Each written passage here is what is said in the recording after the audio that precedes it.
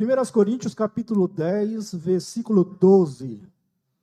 Hoje nós vamos falar sobre a advertência contra a excessiva autoconfiança.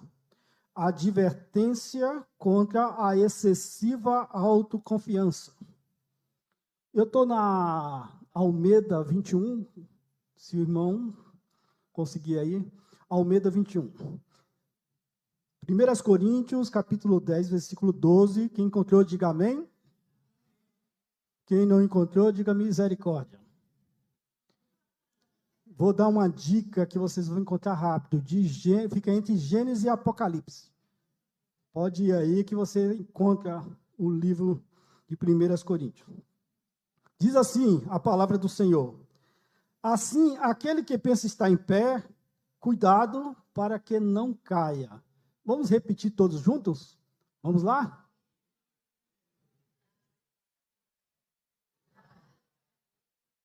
Meus irmãos, vocês tomaram café já. Já tomaram café. Vamos de novo?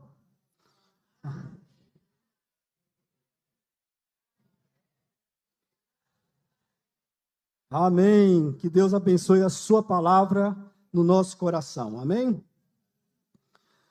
Todos nós, preste bem atenção, todos nós temos um ponto fraco. E não venha me dizer, você que não tem ponto fraco, que você não é robô. Pontos fracos são pontos vulneráveis em nossa vida, aonde nós somos facilmente vencidos. E há 3 coisas que você precisa saber sobre essa questão. Que você deve ter consciência sobre essa questão. Primeiro, você sabe qual é o seu ponto fraco. E constantemente você deve estar orando, pedindo ao Senhor que ponha a sua mão poderosa sobre o seu ponto fraco, para que você não venha cair do seu estado de comunhão com Ele. Segundo, o diabo sabe qual é o seu ponto fraco. E ele vai investir todos os recursos que estejam à sua disposição para fazer com que você caia da sua comunhão com Deus. Mas terceiro, e essa é melhor, Deus sabe o seu ponto fraco. E em Joel capítulo 3, versículo 10, ele diz o fraco que eu sou forte. Diz o fraco que eu sou forte. Diga ao fraco que eu sou forte. E é exatamente isso que Deus está dizendo para você nesta manhã. Mas também, meus queridos, há um outro lado da moeda. Se todos nós temos um ponto fraco, todos nós também temos um ponto forte na vida. E ponto forte é aquilo que você faz com perícia, aquilo que você faz com precisão, aquilo que você faz com capacidade, aquilo que o destaca no meio da multidão. Então você tem também um ponto forte na sua vida. Agora, preste atenção que a partir de agora eu vou começar a defender uma tese bíblica sobre essa questão. Veja, a maioria das nossas quedas na vida espiritual, ela não acontece sobre os pontos vulneráveis da nossa vida. Sabe por quê? Porque naquilo que eu sou fraco, eu sou dependente de Deus. Naquilo que eu sou fraco, eu exerço um autopoliciamento. Naquilo que eu sou fraco, eu tenho um cuidado permanente. A maioria das nossas quedas acontece exatamente nos pontos fortes da nossa vida, naquilo que somos bons, naquilo que fazemos com perícia, com precisão e capacidade. Sabe por quê? Porque nós não temos o mesmo cuidado. Nós não temos o mesmo cuidado. Nós não exercemos um autopoliciamento. Nós não temos uma preocupação sobre a questão, e muitas vezes nós fazemos sem dependência de Deus. Sem dependência de Deus. Por isso, meus queridos irmãos, a maioria das nossas quedas acontece exatamente naquilo que somos bons, naquilo que somos fortes. Porque existe uma autoconfiança na sua realização. Por isso eu gostaria de, nesta manhã, dar 3 exemplos dentro da Bíblia, para que os irmãos entendam essa questão. O primeiro exemplo que eu gostaria de citar para os irmãos é Abraão. No que Abraão era bom? No que Abraão era forte?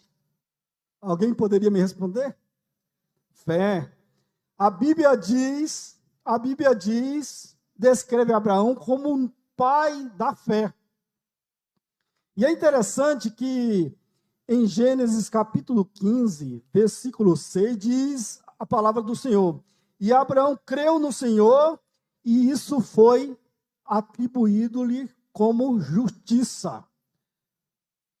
Para que a gente possa entender a profundidade desse texto, em Gênesis capítulo 15, versículo 6, precisamos ler, meus queridos irmãos, Romanos capítulo 4. Romanos capítulo 4, versículo 18, vai dizer que Abraão creu no Senhor contra a esperança. E o que significa crer contra a esperança? É quando não há mais possibilidade nenhuma de realização. Abraão, quando recebe a promessa, ele já está com quase 100 anos de idade. E Sara com quase 90.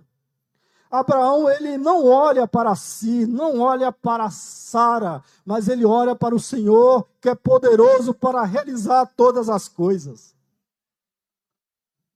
Isso é maravilhoso.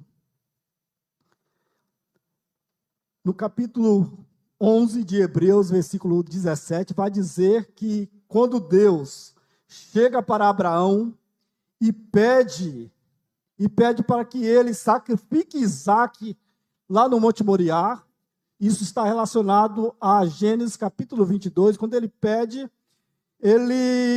Abraão pensa, Abraão sabe que Isaque é o filho da promessa. Então, Abraão pensa da seguinte forma: se eu matar Isaque, em obediência ao Senhor, o Senhor é poderoso para ressuscitar Isaque e cumprir a sua promessa. Veja o pensamento de fé de Abraão. Se eu matar Isaque, que é o filho da promessa, Deus é poderoso para ressuscitá-lo e cumprir a promessa que ele me fez. Por isso aqui em Hebreus 11, 17 em diante diz: pela fé Abraão, quando provado, ofereceu Isaque para ser sacrificado. Sim, aquele que havia recebido as promessas estava a ponto de oferecer o seu único filho. Versículo 18, sobre o qual se havia falado: em Isaque será contado a tua descendência. Ele considerou que Deus era poderoso até para ressuscitar dos mortos, e assim simbolicamente o recuperou. Então você vê que a fé de Abraão é uma fé rara. Abraão, ele pega o seu filho, ele pensa, ele é o filho da promessa que Deus me fez. Eu vou levá-lo ao monte, vou sacrificá-lo, porque Deus é poderoso para ressuscitá-lo e cumprir a sua promessa. Mas naquilo que Abraão era bom, naquilo que Abraão era forte, foi exatamente onde consistiu o seu pecado. Em Gênesis capítulo 12, do versículo 10 ao 13, vai dizer que houve uma grande fome na terra de Canaã. E Abraão, ele desce para o Egito. Quando ele chega perto do Egito, ele chama Sara e diz: olha, eu sei que você é uma mulher bela, e eu sei que a sua beleza é capaz de aquecer os corações dos homens, então você vai me fazer o seguinte: você vai dizer lá no Egito que eu sou seu irmão. Não vai dizer que eu sou seu esposo, porque corre o risco de alguém desejar a minha morte para fazê-la livre para casar-se com você. Então você vai dizer que eu sou seu irmão. E quando chega diante de Faraó, Faraó pergunta: quem é essa? E Abraão diz: é minha irmã. Então Faraó diz: se é sua irmã, então é minha esposa. Então levou para o palácio. Algumas pessoas vão dizer, em defesa de Abraão, que Abraão disse meia verdade. Porque, na realidade, Sara era sua irmã por parte de pai. Ambos eram filhos de Terá. Mas não foi a intenção de Abraão. A intenção de Abraão foi proteger a sua própria vida. E aqui falta aquilo que ele mais tem, que era a fé. Aquilo que ele era forte. Ou seja, o seu pecado consistiu naquilo que ele era forte, naquilo que ele era bom, que era a sua fé. E aqui diz, né? Gênesis 12, 10 em diante. E havia fome naquela terra, por isso Abraão desceu para o Egito para viver ali por algum tempo. Pois a fome da terra era grande. E quando ele estava prestes a entrar no Egito, disse a Sarai, sua mulher: bem sei que és mulher de beleza atraente. E acontecerá que quando os egípcios te virem, dirão: esta é a mulher dele. Então me matarão, mas te deixarão viva. Diz que és minha irmã, para que tudo me ocorra bem por tua causa e a minha vida seja preservada por amor de ti. Abraão não fez isso só uma vez. Abraão repetiu o fato na história, indo mais para frente em Gênesis capítulo 20, a partir do versículo 1. Agora Abraão ele vai à terra dos filisteus, na terra de Gerar. E chega ali, ele encontra Abimeleque, rei de Gerar. E Abimeleque faz a mesma pergunta para ele: quem é essa mulher? E ele diz: é minha irmã. Aí Abimeleque falou assim: a tomou por esposa e levou para o seu palácio. Mas a Bíblia diz que Abimeleque era um homem temente a Deus e Deus impediu o rei de pecar. Mas, mais uma vez, faltou na vida de Abraão fé. Aquilo que ele mais tinha, aquilo que ele era bom, aquilo que o destacava entre a multidão, aquilo que ele era forte. Então, Abraão cai exatamente naquilo que ele era forte. Por quê? Porque naquilo que somos fortes, meu irmão, nós não temos o mesmo cuidado, a mesma perícia, o mesmo autopoliciamento para com aquelas coisas que nós somos frágeis diante de Deus. Não existe autopoliciamento naquilo que somos fortes. Nós fazemos com capacidade, com confiança. E é interessante notar que anos depois, no capítulo 26, Isaac vai a Gerar. E ele repete o erro de Abraão. Ele chegando em Gerar, ele diz que Rebeca era sua irmã. E Abimeleque acredita. Outro rei, né, com o mesmo título, acredita. E aí é o seguinte, um dia Abimeleque sai na janela e está Isaac beijando Rebeca. E aí ele chama Isaac e falou: por que você não disse que era sua esposa, veio dizer que era sua irmã? Ah, porque eu achei que nesse país ninguém temia a Deus e eu temi pela minha vida.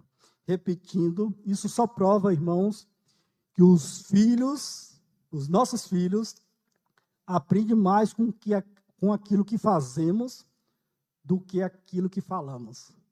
É verdade, essa é uma grande verdade. Os nossos filhos aprendem mais com aquilo que fazemos do que aquilo que falamos. E Isaac repete o erro do pai. Mas um segundo exemplo que eu gostaria de dar para provar a minha tese. O segundo exemplo, eu gostaria de usar Moisés. Em que Moisés era forte? Em que Moisés era bom? O que em Moisés o destacava do restante da multidão?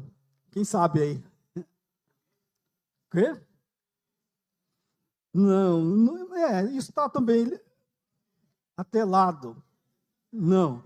Quê? Não é exatamente a palavra paciência, mas vamos lá.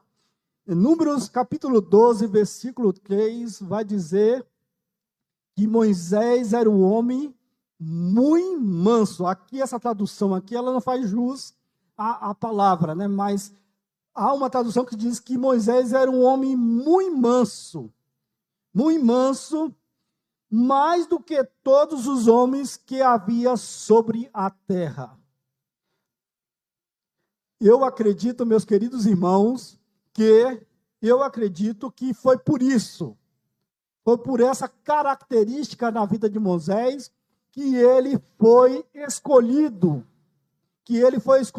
para liderar o povo de Canaã à terra prometida. Porque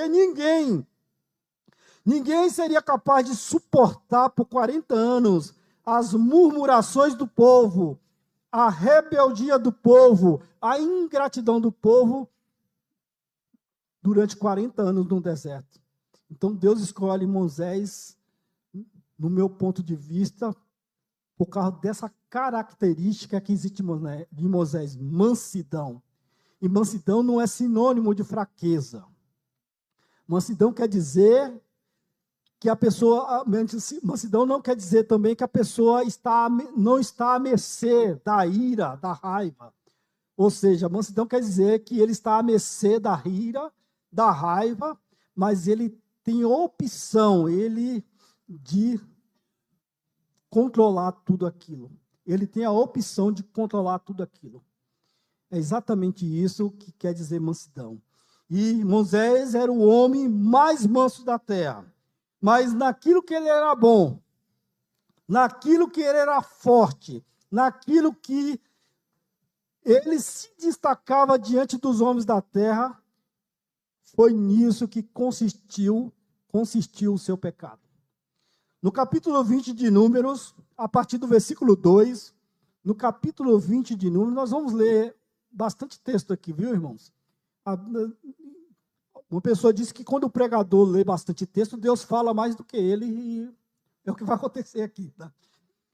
Números capítulo 20, versículo 2, diz assim: como não havia água para o povo, eles se ajuntaram contra Moisés e Arão.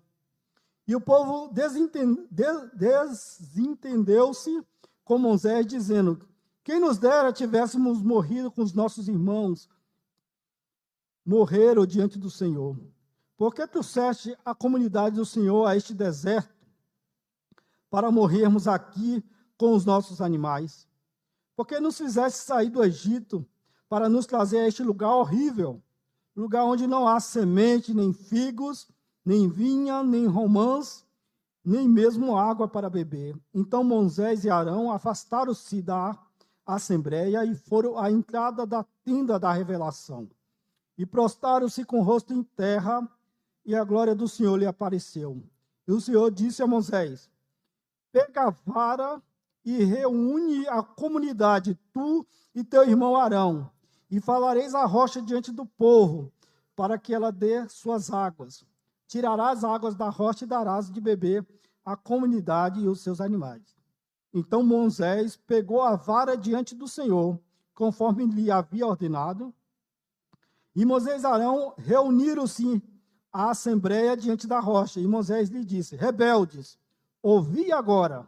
Será que vamos tirar a água desta rocha para vós? Então Moisés ergueu o braço e bateu na rocha 2 vezes com a vara, e saiu muita água, e a comunidade e os animais beberam. E o Senhor disse, versículo 12, e o Senhor disse a Moisés e Arão: não fareis esta comunidade entrar na terra que lhe dei, porque não acreditastes em mim, não santificando-me diante dos israelitas. Moisés, por 40 anos, suportando o povo no deserto, rumo à terra de Canaã, mas exatamente nesse momento, aquilo que ele mais tinha lhe faltou, aquilo que ele era bom, aquilo que ele era forte, foi aonde consistiu o seu pecado, ou seja, foi onde ele pecou. Você que está em pé, cuidado, para que não caia. Terceiro exemplo que eu gostaria de trazer, terceiro e último exemplo, é Elias, um dos maiores profetas do Antigo Testamento. A Bíblia diz que Elias era um homem de coragem, e coragem o destacava na história de Israel. E Elias depois de se encontrar com o rei Acabe, rei de Israel, e depois de Elias dizer para o rei, olha, não vai chover, senão segundo a minha palavra. E 3 anos e meio depois, Elias volta a se encontrar com Acabe, né? Acabe já havia procurado Elias por todos os cantos, por todos os reinos. Então Deus fala com Elias, vai encontrar com Acabe que hoje eu vou mandar chuva. 3 anos e meio sem chover. E é interessante que esse encontro, eu gostaria de ler esse encontro, algumas coisas que aconteceram durante esse encontro entre Elias e Acabe.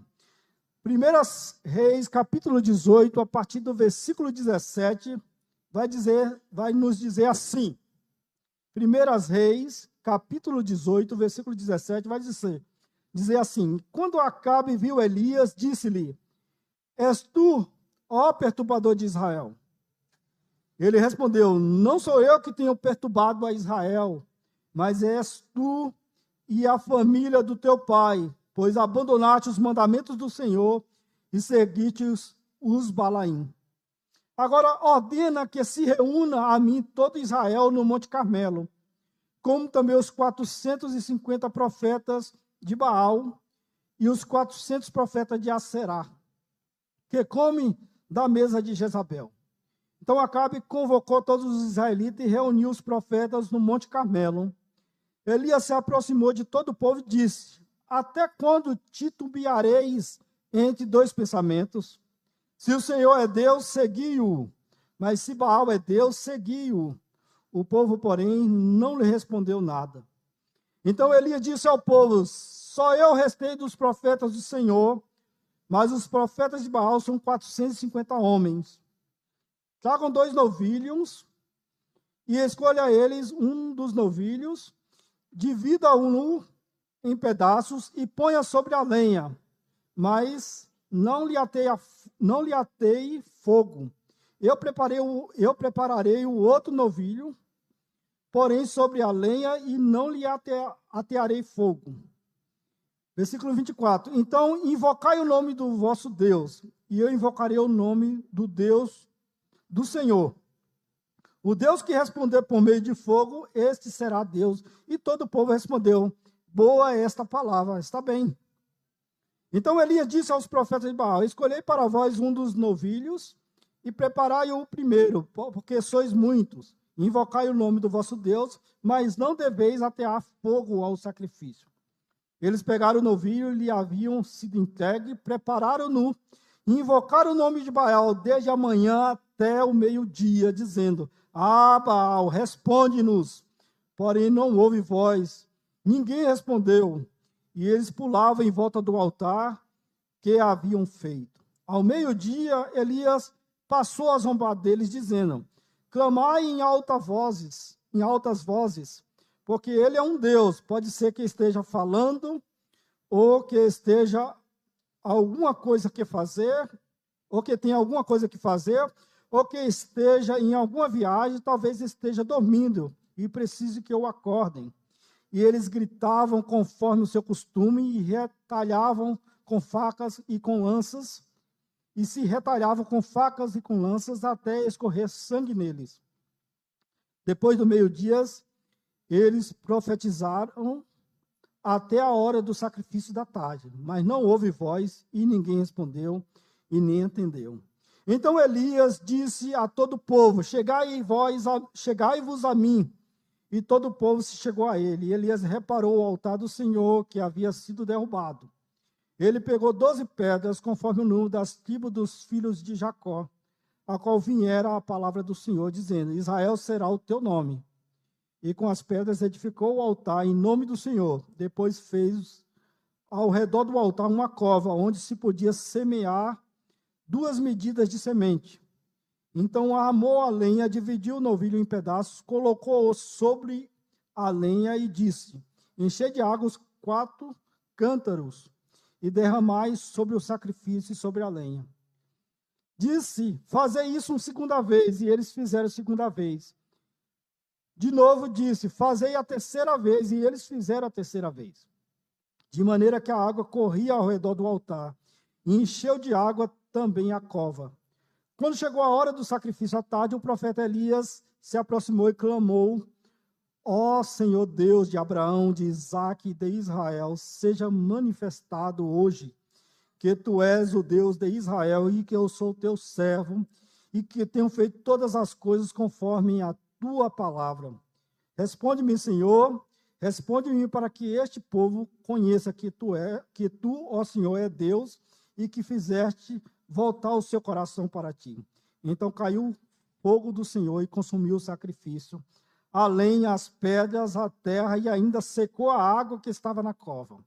Quando o povo ouviu isso, todos se prostraram com o rosto em terra e disseram: o Senhor é Deus, o Senhor é Deus. E ele diz: agarrai os profetas de Baal, que nenhum deles escape. E os agarraram, e Elias os fez descer ao ribeiro de Quizom e os matou. 3 coisas eu gostaria que vocês pegassem desse texto que eu li. Veja a coragem do profeta. Primeiro, o profeta confrontou o rei.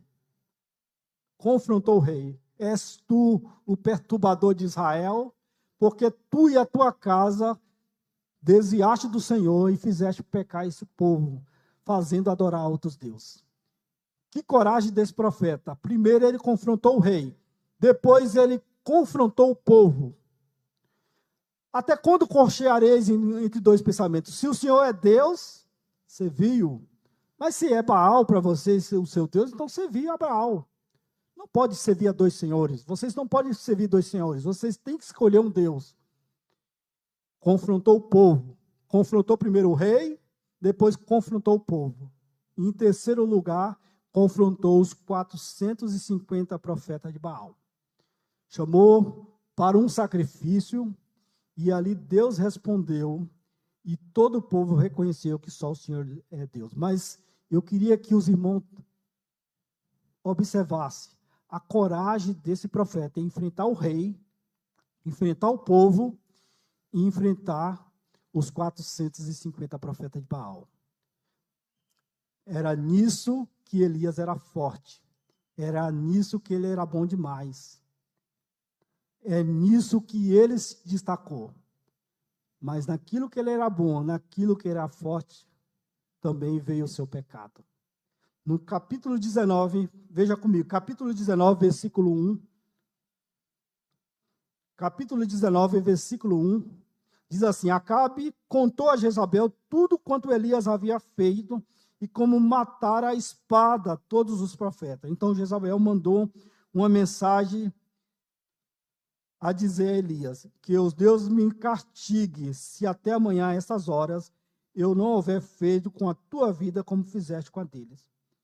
E quando ouviu isso, fugiu para salvar a própria vida. Chegando a Beceba, que pertence a Judá, deixou ali o seu servo. Mas ele entrou pelo deserto, caminhou a caminho de um dia, e sentou debaixo de um arbusto, e pediu para si a morte, dizendo: já basta, ó Senhor, toma agora a minha vida, pois eu não sou melhor do que os meus pais. E deitado debaixo do arbusto, adormeceu. Então um anjo o tocou e lhe disse: levanta-te e come. E ele olhou, à sua cabeceira havia um pão assado nas brasas e uma vasilha de água. Tendo comido e bebido, voltou a se deitar. O anjo do Senhor veio pela segunda vez.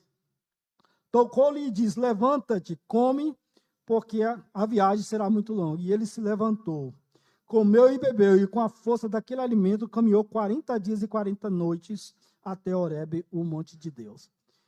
Veja, não faz sentido isso, né? O homem enfrentou o rei, o homem enfrentou o povo, o homem enfrentou os 450 profetas de Baal, mas quando Jezabel ameaça a vida dele, ele foge. Ele foge. Irmãos, e essa fuga foi uma fuga com tanto medo que o profeta ficou da Jezabel, que quando ele parou, ele não dormiu ao ar livre, ele entrou numa caverna. Ele entrou numa caverna e ficou lá escondido dentro da caverna. Ele ficou com tanto medo que ele orou pedindo a morte ao Senhor. Ele ficou com tanto medo que ele caminhou do Monte Carmelo até o Monte Horebe. Isso dá em torno de quase 500 quilômetros, irmão, a pé. Quase 500 quilômetros ele fugindo de Jezabel com medo de ser morto. Agora, isso faz jus a um profeta que enfrentou o rei, enfrentou o povo e enfrentou os 450 profetas de Baal? Então, Elias cai exatamente naquilo que foi destaque em sua vida, naquilo que ele era forte, naquilo que ele era capaz. Você que está em pé, cuidado, para que você não caia. Eu quero finalizar essa mensagem dizendo que para você continuar de pé é necessário, primeiramente, você ter consciência de que você está em pé pela graça de Deus. Você está em pé, meu irmão, na sua vida espiritual pela graça de Deus. Eu estou em pé na minha vida espiritual pela graça de Deus. Outro dia eu perguntei para mim mesmo, se não fosse a graça de Deus, aonde eu estaria hoje? E é certo que muitos de nós hoje não estaríamos nem vivos se não fosse a graça de Deus. Nós estamos vivos por causa da graça de Deus. Eu vivo cada dia grato ao Senhor, porque é a graça de Deus que me faz ficar em pé. Não estou em pé pelas minhas próprias forças, mas eu estou em pé porque por trás de mim está a graça de Deus. Por trás da vida do irmão está a graça de Deus. 1 Coríntios capítulo 15, versículo 10, diz o seguinte: mas pela graça de Deus sou o que sou, diz Paulo, e a sua graça para comigo não foi ineficaz, não foi vã. A graça de Deus não é vã para conosco. Você é o que é hoje por causa da graça de Deus. Eu sou o que eu sou hoje por causa da graça de Deus. Então, irmãos, não se vanglorie na sua vida espiritual, porque você está em pé por causa da graça de Deus. Amém? Segunda coisa que eu gostaria que eu aprendo com essa lição maravilhosa desse texto. A força de Deus que opera em mim é que me mantém de pé. Muitas vezes nós costumamos confiar na nossa própria força. Eu confesso para os irmãos que a gente deveria, até para atravessar a Avenida com o PC, a gente deveria confiar somente no Senhor. Porque eu tenho certeza absoluta que você não é capaz de garantir que você vai sair de um lado da CUPC e chegar no outro em segurança. Você não é capaz de afirmar que você vai atravessar aqui a Ângelo Cristianini e chegar ao outro lado em segurança. Mas por trás disso está o quê? A força de Deus operando através de você, mantendo você em pé, para que você possa fazer a sua obra. Em Colossenses capítulo 1, versículo 29, diz o seguinte: por isso eu trabalho, lutando de acordo com a sua eficácia. Algumas traduções vão dizer a sua força, que atua poderosamente em mim. Guarde esse versículo, irmão. Colossenses 1, 29, guarde esse versículo. Por isso eu trabalho, lutando de acordo com a sua eficácia ou com a sua força, que atua poderosamente em mim. Isso é Paulo dizendo, e a força de Deus é que atua poderosamente, mas a força de Deus é interessante, que ela só aperfeiçoa na vida do cristão em sua fraqueza. Quando você confiar em si mesmo, não há força de Deus em você. Deus não pode trabalhar em você. Deus trabalha na vida daquele que tem dependência dele. Se nós dependemos do Senhor, nós teremos a força do Senhor em nossa vida, em nosso ser, nos mantendo de pé e nos levando aos lugares que nós precisamos ir. Em terceiro e último lugar, a minha dependência do Senhor é que me faz continuar de pé. Em Provérbios capítulo 3, versículos 5 e 6, diz o seguinte: confia no Senhor de todo o coração e não no teu próprio entendimento. Reconhece-o em todos os teus caminhos e ele endireitará as tuas veredas. Irmãos, a Bíblia diz: maldito o homem que confia no homem. Enquanto você confiar em si mesmo, não há poder de Deus em você.